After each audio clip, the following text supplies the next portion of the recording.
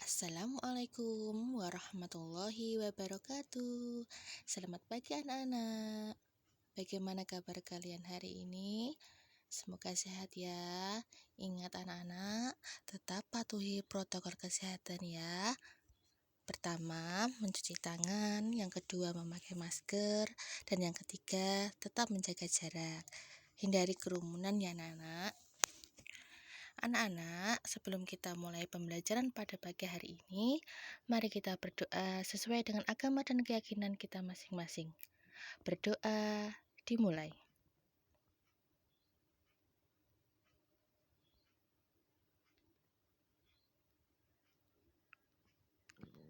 Berdoa selesai.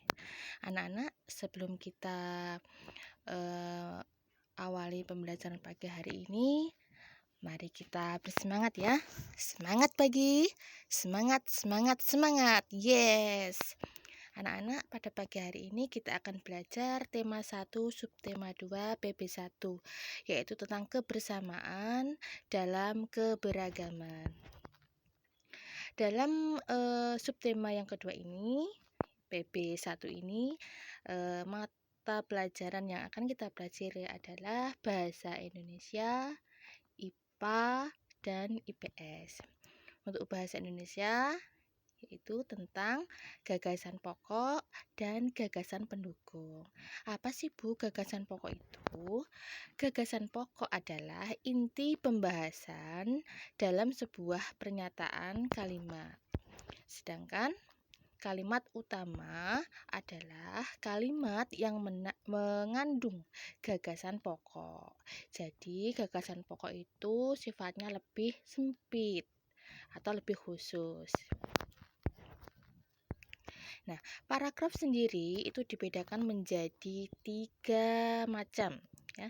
Ada paragraf deduktif, paragraf induktif, dan paragraf campuran. Paragraf deduktif adalah paragraf yang kalimat utamanya ada di awal paragraf. Paragraf induktif, kalimat utamanya itu di akhir paragraf. Sedangkan paragraf campuran adalah paragraf yang kalimat utamanya ada di awal dan di akhir paragraf. Sedangkan gagasan pendukung, ada gagasan pokok, ada gagasan pendukung ya anak-anak.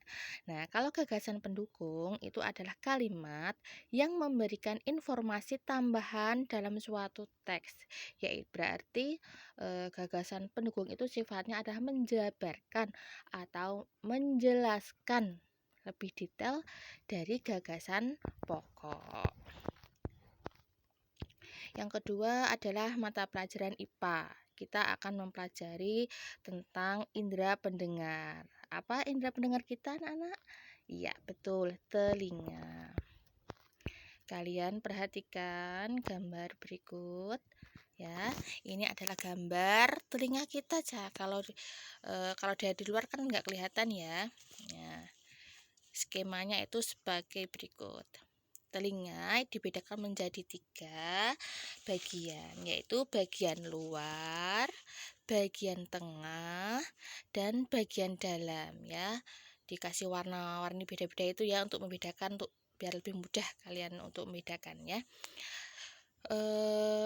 Telinga bagian luar itu terdiri dari daun telinga, saluran telinga luar, atau bisa dibilang lubang telinga ya. Fungsinya apa?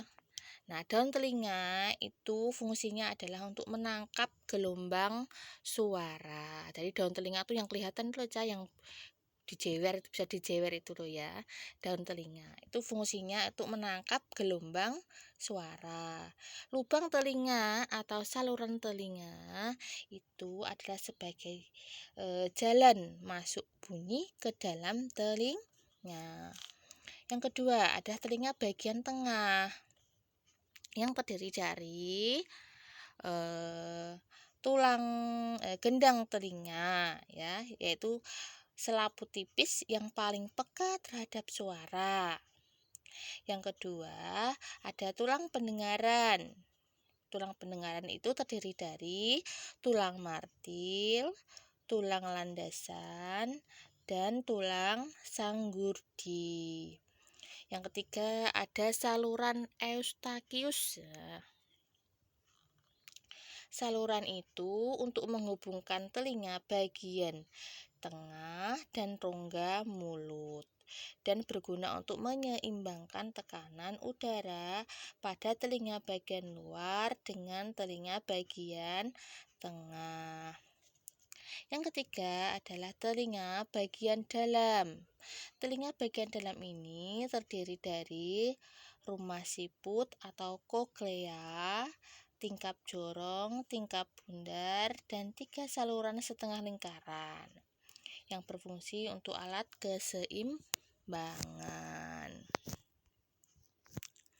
Cara kerja telinga, ya, maksudnya bagaimana caranya atau bagaimana cara kerja bunyi bisa kita dengar. Yaitu yang pertama adalah kita mendengar bunyi. Ya, bunyi jika ada rangsang bunyi yang ditangkap daun telinga, kemudian itu masuk ke dalam lubang telinga sehingga menyentuh gendang telinga dan bergetar.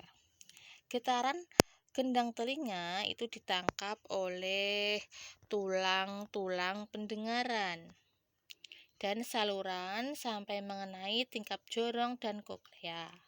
Akibat getaran tersebut, cairan limfa dalam koklea ini ikut bergetar. Setelah itu, ya, diterima oleh ujung saraf pendengaran dan akhirnya sampai ke otak. Otak kita menerjemahkan bunyi yang kita dengar, begitu anak-anak. Nah, sekarang gangguan dan penyakit pada telinga. Telinga itu bisa juga mengalami gangguan. Makanya harus kita jaga hati-hati ya agar telinga kita tidak rusak. Gangguan dan penyakit pada telinga yaitu 1 tuli, yang kedua otitis media, yang ketiga otosklerosis. Tuli itu berkurangnya kemampuan dalam mendengar. Jadi kalau nggak keras tuh nggak kedengeran. Jadi ngomong sama orang tuli kan harus keras. Kalau nggak keras dia nggak mendengar. Tuli itu disebabkan karena apa, Bu? Tuli itu dapat disebabkan karena 1. Gendang telinga pecah. Kenapa, Bu, kok bisa pecah? Itu karena mendengar bunyi yang terlalu keras, ya. Atau mungkin terlalu sering memakai headset itu juga kurang baik ya. Terlalu lama pakai headset itu tidak baik. Yang kedua, karena lubang telinga tersumbat, mungkin karena kotoran atau benda-benda asing yang tidak sengaja masuk ke dalam telinga kita. Jadi bunyi tidak bisa masuk kan. Yang ketiga, rusaknya saraf pendengaran. Yang keempat, bisa karena pengapuran tulang pendengaran. Yang kedua, otitis media adalah infeksi pada telinga bagian tengah yang disebabkan oleh kuman bakteri di dalam rongga telinga bagian tengah. Itu biasanya terdapat nanah ya. Yang ketiga yaitu otosklerosis. Apa anak-anak? Otosklerosis adalah tumbuhnya tulang pendengaran yang berlebihan sehingga penghantaran suara terganggu. Oke, kita menginjak pelajaran IPS yaitu perilaku toleran dalam kehidupan beragama. Toleran itu apa, Bu? Toleran itu sikap saling menghargai, saling menghormati terhadap perbedaan agama. Di negara kita ada berapa agama yang resmi itu? Ada 6 yang diakui di Indonesia. Itu ada 6 agama, yaitu agama Islam, agama Hindu, Kristen Protestan, Buddha, Katolik, dan Konghucu. Nah, ini ada gambar-gambarnya ya anak-anak. Di masjid tempat ibadahnya umat Islam, ada pura atau pura tempat ibadah orang Hindu, Kristen Protestan. Itu di gereja, ada vihara tempat ibadah orang Buddha, gereja tempat ibadah orang Katolik. Ada kelenteng, yaitu tempat ibadahnya orang Konghucu.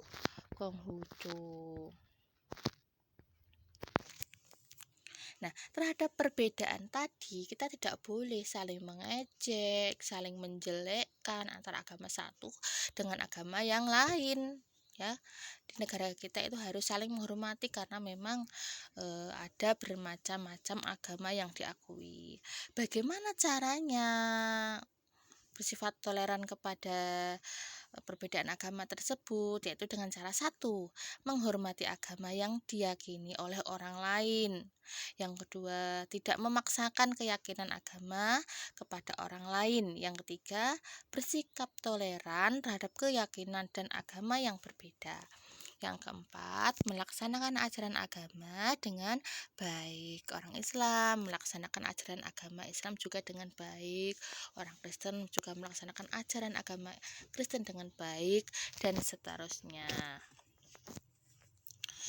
Oh ya anak-anak, untuk tugas hari ini ya nanti kalian mengerjakan lembar kerja atau LK di LKS halaman 46, 50 dan 51. 46 itu nanti kalian mencari gagasan pokok, pendukung ya, masing-masing paragraf. Gagasan pokoknya nanti 1, terus ada 3 paragraf kan itu ya, nanti dilihat di buku. Nah, ada 3 paragraf berarti nanti juga ada paragraf pendukung. Untuk tugas berikutnya kalian mendengarkan ya. Dengarkan dan tulis di buku kalian masing-masing. Siap? Nomor 1.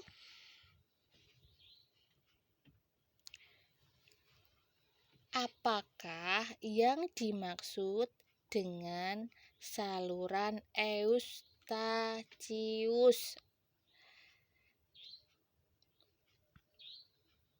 Dan sebutkan fungsinya. Yang nomor 2,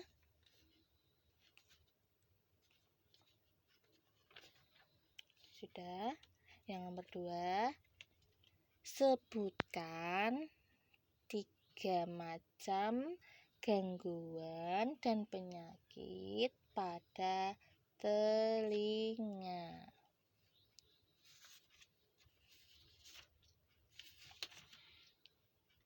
Yang ketiga, sebutkan dan jelaskan macam-macam paragraf. Oke anak-anak, itu pembelajaran dan tugas kita hari ini ya. Kalian yang tugasnya tadi yang Bu Guru bacakan tadi ditulis di buku tulis ya, hasilnya kalian foto dan kalian kirimkan japri aja ke nomor ini ya. Tetap semangat anak-anak ya, walaupun belajar di rumah, walaupun WFH, kita tetap semangat untuk menggapai cita-cita, tetap belajar yang tekun, yang rajin. Semangat, semangat, semangat. Assalamualaikum warahmatullahi wabarakatuh.